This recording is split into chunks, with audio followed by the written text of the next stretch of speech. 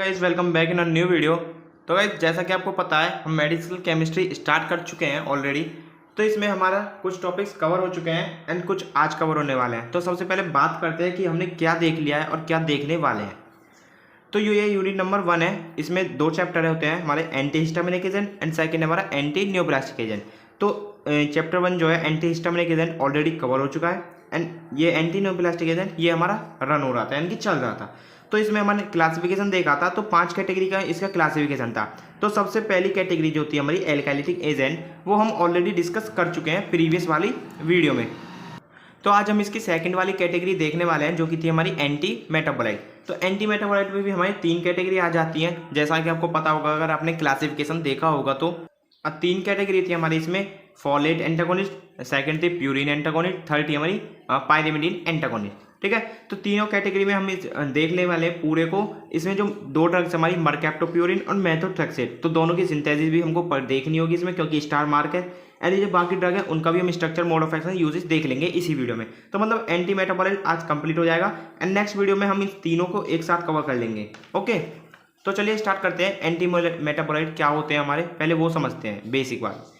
तो anti metabolite are those drug which have same structure as normal metabolite like purine, pyrimidine and folic acid. अब देखो हम ये पढ़ किसके अंदर रहे हैं, हम पढ़ रहे हैं इसको एंटी न्यूप्लास्टिक एजेंट, यानी कि जो ड्रग होती है हमारी जो ट्रीट करती है कैंसर को, उनके अंदर पढ़ रहे हैं हम एंटी मेटाबोलाइट। अब मेटाबोलाइट क्या होते हैं, जो हमारे मेटाबॉलिज्म के दौरान फॉर्म होते हैं कोई भी कंपाउंड, उसको हम कहते हैं मेटाबोलाइट। तो यहाँ पे जो फॉर्म होंगे उनको हम बोलेंगे मेटाबोलाइट।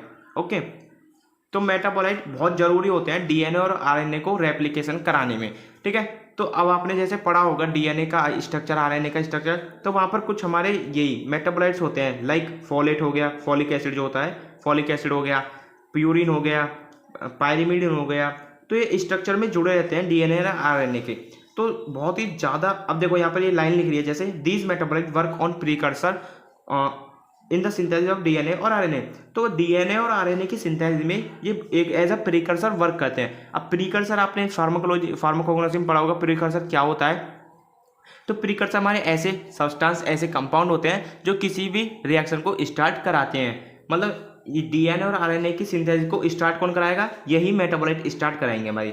एंड ये जो हमारी एंटी मेटाबोलाइट ड्रग होती है, इसका जो स्ट्रक्चर होगा वो सेम इन मेटाबोलाइट्स की तरह ही होगा, जैसे प्यूरिन हो गया, पायरिमिडीन हो गया, फॉलिक एसिड हो गया। ठीक है, आगे देखने वाले इसका मोड ऑफ एक्शन, वहाँ पर अच्छे से समझ में आ जाएगा। तो सिंपली हम कह सकते हैं एंटी मेटाबोलाइट वो ड्रग हैं जो हमारी, जिनका सेम स्ट्रक्चर होता है जो हमारे नॉर्मल मेटाबोलाइट होते हैं बॉडी में उनकी तरह। कौन कौन से, प्यूरिन, पायरिमिडीन, फॉलिक एसिड। ठीक है, अब इनकी तरह जो सेम स्ट्रक्चर होगा तो इनकी जगह जाकर बाइंड हो जाएंगे ये हमारी ड्रग्स, तो वहाँ पे आगे जाके इसको ब्लॉक कर देंगी। ठीक है, मोड ऑफ एक्शन में अच्छा क्लियर होगा आपको। अब एंटी मेटाबोलाइट थोड़ा समझ लिए, एंटी यानी कि अपोज, अब मेटाबोलाइट यानी कि मेटाबोलाइट जो हमारे होते हैं प्यूरिन, फॉलिक एसिड, पायरिमिडीन, यानी कि इनके एक्शन को ही अपोज कर देगी। अपोजिट यानी कि इनके एक्शन को ही ब्लॉक कर देगी। ठीक है, तो ये ऐसी हमारी ड्रग कहलाती है एंटी मेटाबोलाइट। सो गाइस इसका देखो अब mode of action. Anti metabolite are those drug which replace or inhibit the normal purine, pyrimidine either by inhibiting their synthesis. मतलब ये जो हमारी ड्रग्स होंगी या तो उसकी सिंथेसिस को स्टॉप कर देंगी या उसको रिप्लेस कर देंगी। किसको, जो मैंने भाई पीछे देखे थे मेटाबोलाइट जैसे प्यूरिन, पायरिमिडीन, फॉलिक एसिड, उनको या तो रिप्लेस कर देंगी या उनकी सिंथेसिस में कुछ इनहिबिशन शो करेंगी। Synthesis of normal DNA stop, so cell division also stop. जब ये हमारे प्यूरिन, पायरिमिडीन पहुंचेंगे ही नहीं डीएनए आरएनए के साथ, तो वहाँ पर डीएनए फॉर्म ही नहीं होगा, तो डीएनए की सिंथेसिस स्टॉप हो जाएगी। अब वहाँ पर सेल डिवीजन भी ऑलरेडी स्टॉप हो जाएगा, इससे हमारा कैंसर हो जाएगा कंट्रोल। ठीक है, एंटी मेटाबोलाइट का क्लासिफिकेशन जैसे आप पीछे पढ़ चुके हो, तो एक बार फिर से रिमाइंड करा देता हूँ मैं। 3 कैटेगरी में हमारे डिवाइड थे। फर्स्ट थे हमारे फॉलेट एंटागोनिस्ट, सेकंड था प्यूरिन एंटागोनिस्ट, थर्ड थे हमारी पायरिमिडीन एंटागोनिस्ट। एक एक करके अब तीनों के बारे में बात कर लेते हैं। सबसे पहले हम देखने वाले हैं प्यूरिन एंटागोनिस्ट। प्यूरिन एंटागोनिस्ट, अब सब नेम से ही समझ लो आप, प्यूरिन हमारा वही मेटाबोलाइट हो गया। और एंटागोनिस्ट क्या हो गया, एंटागोनिस्ट यानी कि जो उसके एक्शन को ब्लॉक करे, एंटागोनाइज करे। दीज आर दो drug which have similar structure like purine and they inhibit the synthesis of purine metabolite. यानी कि सही बात है कि इसका जो प्यूरिन एंटागोनिस्ट हमारी ड्रग रहेंगी, इनका सेम स्ट्रक्चर रहेगा प्यूरिन की तरह, और प्यूरिन मेटाबोलाइट की सिंथेसिस को ये इनहिबिट कर देंगी। This is required for the synthesis of DNA. और आपको जैसे कि पता चल गया होगा प्यूरिन बहुत ही ज़्यादा रिक्वायर्ड चाहिए डीएनए की सिंथेसिस में। ठीक है, अब जब हम प्यूरिन को ही गायब कर देंगे, उसकी सिंथेसिस नहीं होने देंगे, तो हमारा डीएनए कहाँ से फॉर्म होगा। ठीक है ना, इसी बेस पर ये एक्शन करती है। अब नंबर 1 इसमें ड्रग आती है mercaptopurine. Mercaptopurine is a purine antagonist which prevent purine metabolism and inhibit DNA synthesis. अब ये क्या होता है, मरकैप्टोप्यूरिन जब हम ड्रग देते हैं तो ये प्यूरिन के मेटाबॉलिज्म को प्रिवेंट करता है, यानी कि प्यूरिन का मेटाबॉलिज्म होता है उसको बचाता है। एंड अगर ये प्यूरिन मेटाबोलाइट ही मेटाबॉलिज्म के अंदर नहीं जाएगा तो वहाँ पे ब्रेक डाउन नहीं होगा प्यूरिन का, वो डीएनए की सिंथेसिस में नई रोल निभाएगा, तो वहाँ पर डीएनए की सिंथेसिस ऑलरेडी स्टॉप हो जाएगी। ठीक है, और गाइस इसकी सिंथेसिस बहुत ईजी है। तो सिंथेसिस देखिए, mercaptopurine synthesized by hypoxanthine react with phosphorus pentasulfide. मतलब दो कंपाउंड लेंगे हम इसमें, एक लेंगे हाइपोजेंथाइन एंड सेकंड लेंगे फास्फोरस पेंटासल्फाइड, दोनों की रिएक्शन करा देंगे तो हमारा बन जाएगा मरकैप्टोप्यूरिन। ये हो गया हमारा हाइपोजेंथीन का स्ट्रक्चर और ये होगा P2S5 फास्फोरस पेंटासल्फाइड। ठीक है, तो मरकैप्टोप्यूरिन सेम होएगा। देखो ये सारा स्ट्रक्चर प्यूरिन का आएगा। अब आपने प्यूरिन 4th सेम में पढ़ा होगा तो आपको इजीली मरकैप्टोप्यूरिन का स्ट्रक्चर समझ में आ रहा होगा। आप एक बार प्यूरिन का स्ट्रक्चर देखना एंड इससे रिलेट करना, सेम वही है, बस ये SH ग्रुप आ गया है ऊपर। ओके, मोड ऑफ एक्शन देख लीजिए इसका। Mercaptopurine inhibit de novo purine synthesis, जो हमने बायोकेमिस्ट्री में पढ़ी थी डी नोवो प्यूरिन सिंथेसिस, ये उसी को स्टॉप कर देती है। ठीक है, first of all mercaptopurine converted into thioinosinic acid by HGPRT enzyme. अब ये HGPRT एंजाइम क्या है, हाइपोजेंथिन ग्वानिन फॉस्फोराइबोजल ट्रांसफेरेज। अब ये पहले हमारी जो मरकैप्टोप्यूरिन होती है वो कन्वर्ट होती है थायोआइनोसिनिक एसिड में।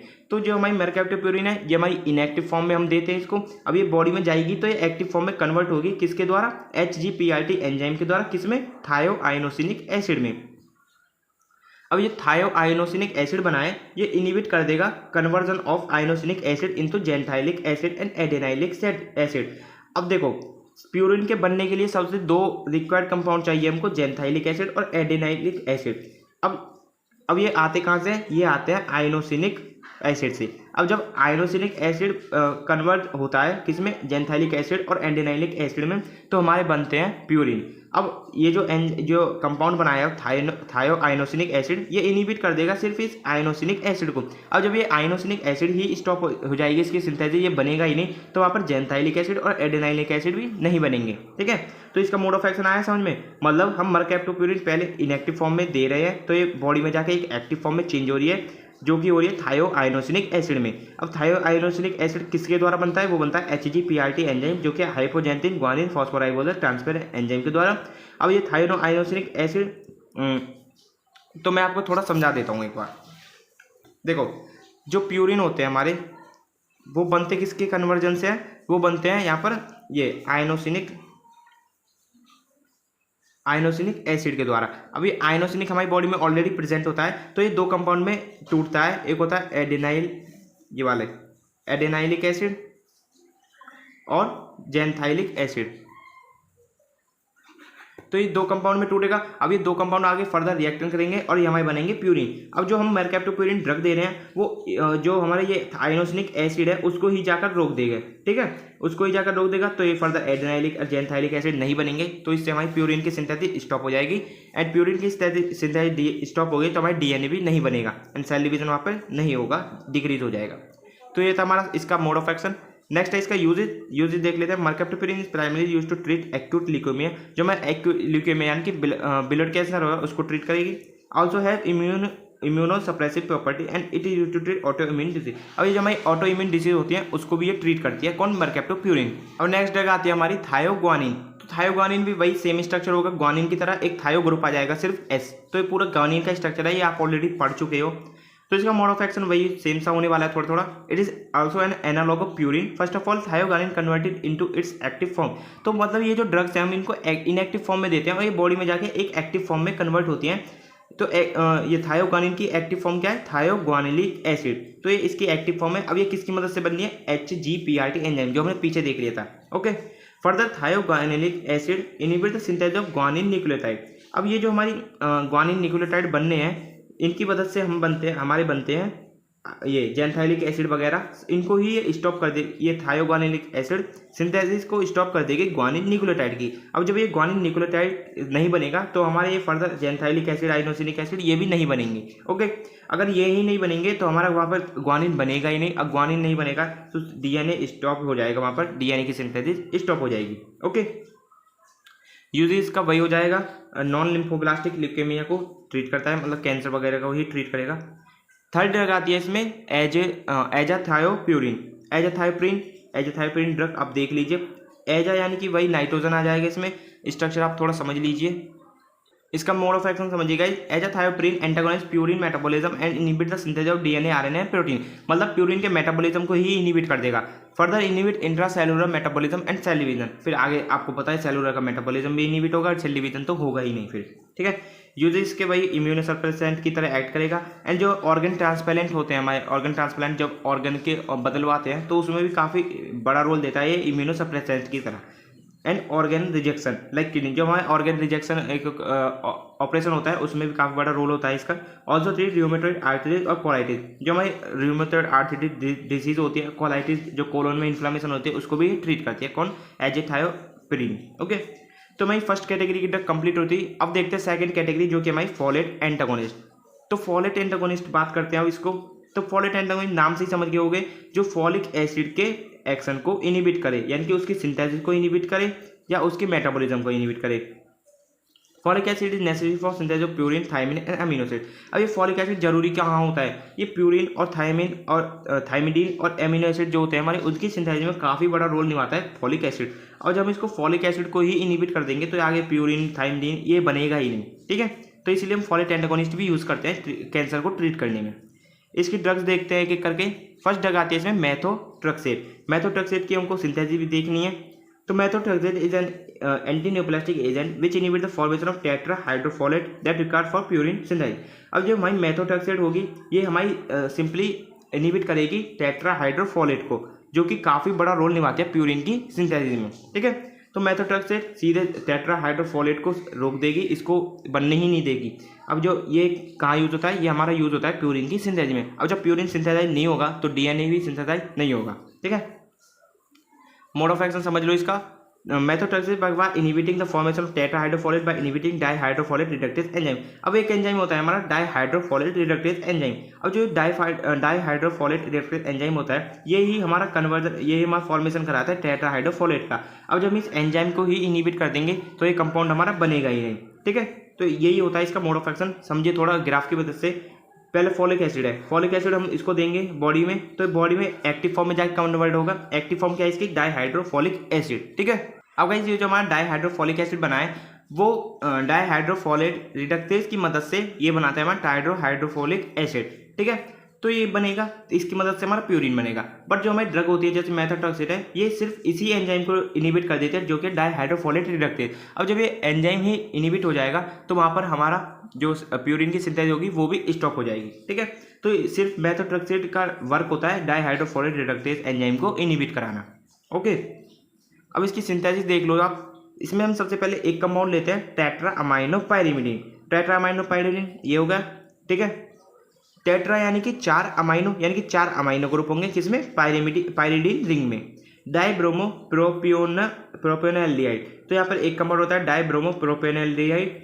ये प्रोपेनोएल्डिहाइड पूरा ये रहा, डाइब्रोमो यानी कि 2 ब्रोमीन ग्रुप।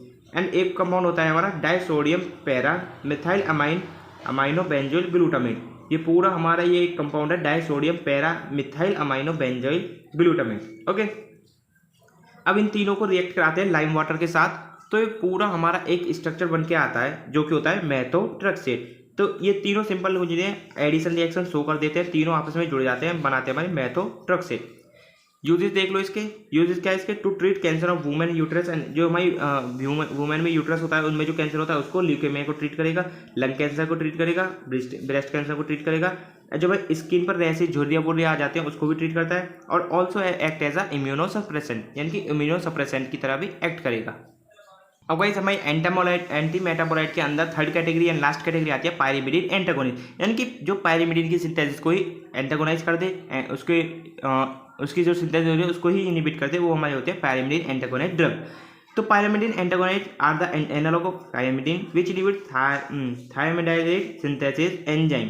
ये जो हमारे ड्रग होती है ये सेम एक्शन होता है इनका पायरिमिडीन की तरह, सेम स्ट्रक्चर होता है पायरिमिडीन की तरह।